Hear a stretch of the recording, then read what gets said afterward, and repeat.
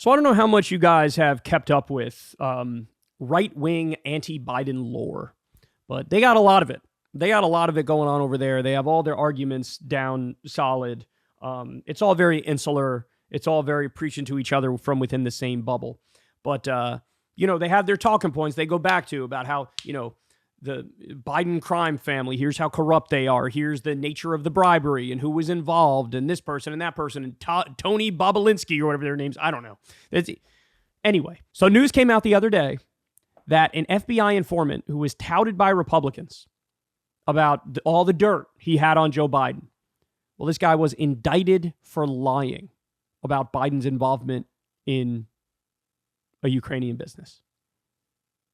So, you guys, I'm sure all you know the backstory of you have Hunter taking hundreds of thousands of dollars from Burisma, a Ukrainian energy company. He knows dick about Ukraine. He knows dick about energy. So it's obviously an attempt to do some sort of pay-to-play type stuff, trying to gain sway with Joe Biden, quote, the big guy, right? But the specific claims that were made about Joe Biden's involvement, it comes out totally made up. Totally made up. Okay, let's dive into it here. An FBI informant whose allegations have been cited by congressional Republicans was charged on Thursday with lying about the supposed business dealings of President Joe Biden and his son Hunter Biden. Special counsel David Weiss alleges that Alexander Smirnov, 43, told an FBI agent he spoke with the owner of Ukrainian energy company Burisma, on whose board Hunter Biden sat, about the company's desire to do business in the United States. Weiss says Smirnov told the FBI that Burisma executives admitted they appointed Hunter Biden to the board to, quote, protect us through his dad from all kinds of problems. The defendant also told the FBI that the company paid $5 million apiece to Hunter and his father, who was vice president of the United States at the time. Republicans have alleged that as vice president, Biden used foreign aid as leverage over Ukraine's government to fire a prosecutor who they claim was investigating Burisma for corruption. This claim has been proven false. The indictment states that Smirnov's statements about the Bidens were untrue. Quote, in truth and fact, the defendant had contact with executives from Burisma in 2017 after the end of the Obama-Biden administration and after then Ukrainian prosecutor general had been fired in February 2016. In other words, when Joe Biden had no ability to influence U.S. policy and when the prosecutor general was no longer in office, it reads.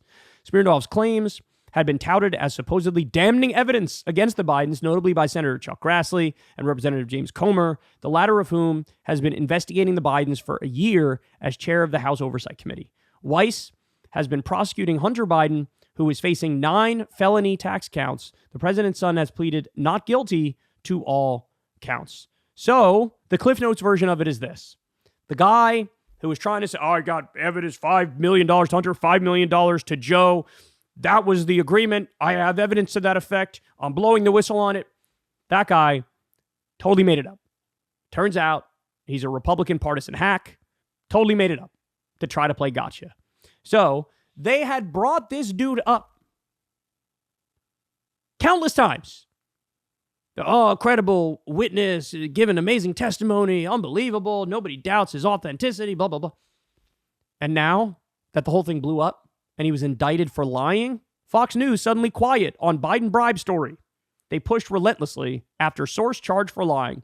Over the past 8 months or so, viewers of Fox News were served hours of coverage focused on alleged bribery scheme involving President Joe Biden and Ukraine. Much of that coverage was based on an FBI informant who made bombshell claims. But on Thursday, the man behind the allegations, which were also at the center of the Republican impeachment inquiry into Biden, was arrested and charged with making it all up. It's enormous news for anyone paying attention to this story. Alexander Smirnov is a former FBI informant now accused of lying to the FBI and creating false records tied to claims that he made about President Biden and his son Hunter's dealings with the Ukrainian energy company Burisma. For almost a year now, House Republicans have championed these now totally discredited claims, and Fox News was there to promote the latest development every step along the way. Quote, this is the big prize, right? That's how Fox News anchor John Roberts breathlessly described the 1023 form at the heart of the allegation that President Biden and son Hunter Biden received $10 million in bribes from Ukrainian businessmen. Roberts went on to read excerpts from the report, which cited a confidential human source. Quote, they, and this is Burisma, hired Hunter Biden to, quote, protect us through his dad from all kinds of problems. It cost $5 million to pay one Biden and $5 million to another. Confidential human source mentions Zlochevsky This is Mykola Zlochevsky, who was the founder of Burisma, might have difficulty explaining suspicious wire transfers that may evidence any illicit payments to the Bidens. Zlochevsky responded he did not send any funds to the big guy. Roberts reads, it was but one of 158 times the term 1023, that's the form that they said was the evidence, was mentioned on Fox News over the past 6 months, according to the television transcript database TV Eyes. So they brought it up 158 times when they thought that we got him. We got Biden. This is our evidence. Guess what? Now that it's all bogus, it's all bullshit, it's all proven to be false, it's shh. Mum's the word. Mom, don't talk about it. Don't talk about it. Look, I have no problem, and you should neither, with ideological journalism or commentary, right? I don't have a problem with that. I mean, it's free country, right? Have whatever ideology you have, and that gives you whatever framework you have to analyze the world around you and focus on certain stories over others. That's all fine. My problem is with liars. And this is an instance of somebody lying. When they thought this is real and it makes our case, they were screaming it from the rooftops. Then when it comes out as bogus, shh, mom's the word. Nobody say anything. Okay, so Chris Hayes did a great segment on this. Let's watch and then we'll discuss. Last night, we brought you the story of the wildly embarrassing bombshell that has blown up the right-wing case against President Joe Biden and his sole surviving son. The special counsel investigating the Bidens, Trump-appointed U.S. Attorney David Weiss, has now indicted his own key informant for lying. 43-year-old Alexander Smirnov was arrested Wednesday and charged on 2 counts for feeding the FBI false information. Smirnov's allegation that Joe and Hunter Biden received $5 million bribes from a Ukrainian company has always been manifestly absurd. And yet, it was the central point of the Republican argument for President Biden's impeachment. Republican politicians and the right-wing media relied on this discredited informant to make their case over and over and over again. A veteran FBI informant alleging both the president and Hunter Biden each took $5 million in bribes. The details come from an FBI informant who is very trusted. A highly reliable informant that has always checked out. All the information he's ever given us is checked out. We have determined that whistleblower is extremely credible. This is a very crucial piece of our investigation. A confidential human source that had been reliable previously to the FBI. A confidential informant that they had on the payroll. Documented allegations of bribery from a trusted FBI confidential human source has now finally been released. Now, its contents are devastating. Trusted, so reliable, highly credible. In fact, in just 1 year, Sean Hannity, that guy you just saw there, promoted the bogus claims of that so-called trusted informant no less than 85 times on his show. 28 of those segments were Hannity monologues, long ones, on the topic. And of course, it was a joint effort between Fox News and elected Republicans like Texas podcaster Ted Cruz, who talked about it ad nauseum on his thrice-weekly program called The Big Cushy Chair, or whatever it is.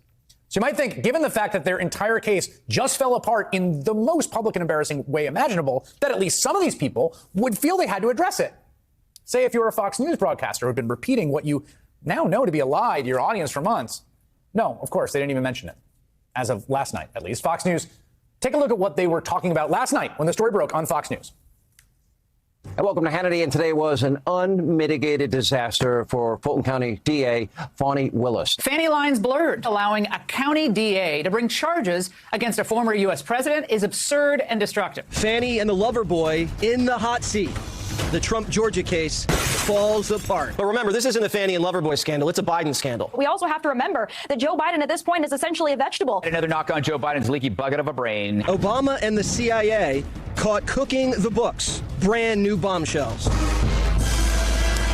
Just the usual charming content across all of Fox News primetime last night during this big story. There were 0 mentions of their favorite FBI informant. 0.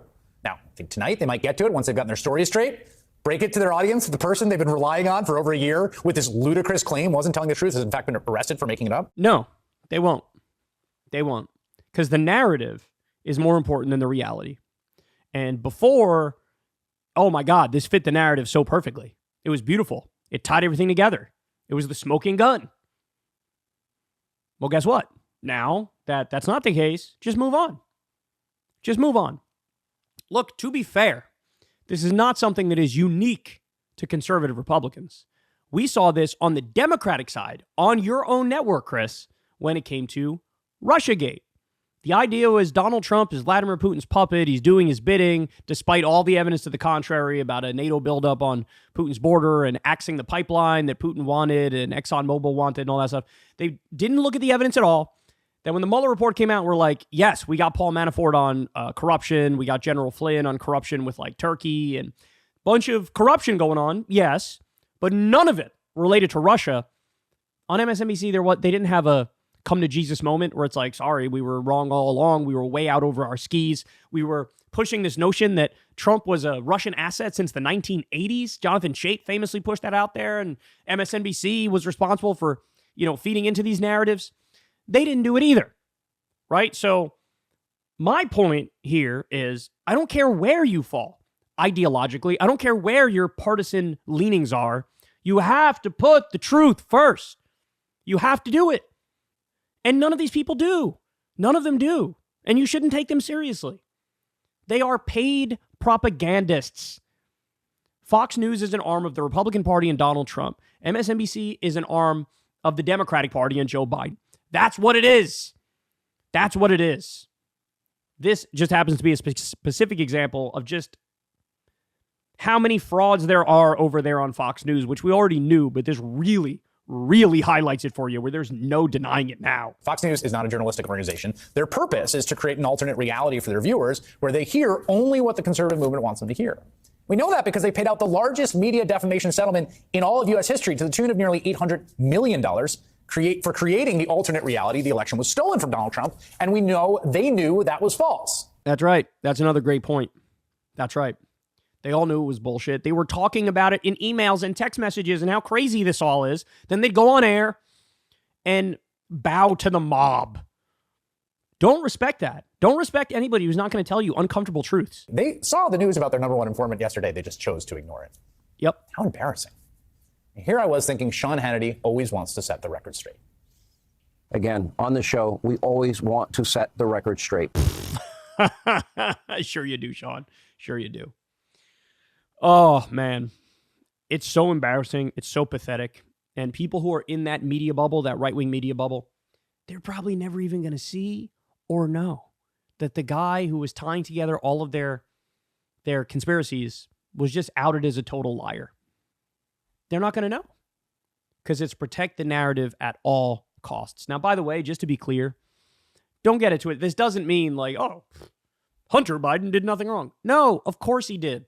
He didn't know anything about Ukraine. He didn't know anything about energy. Him being on that board was an attempt at pay to play.